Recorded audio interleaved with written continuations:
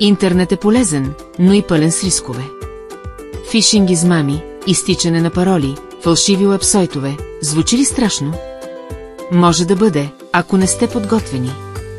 Но ето и добрата новина, можете да се защитите, просто ви трябват правилните инструменти.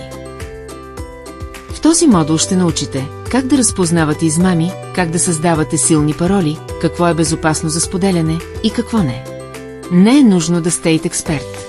Нужен ви е само здрав разум в дигиталните технологии и няколко трика. Да бъдеш безопасен онлайн е като да бъдеш умен на улицата, само за твоя екран. Пазете се, бъдете умни и се наслаждавайте на това да сте онлайн с увереност.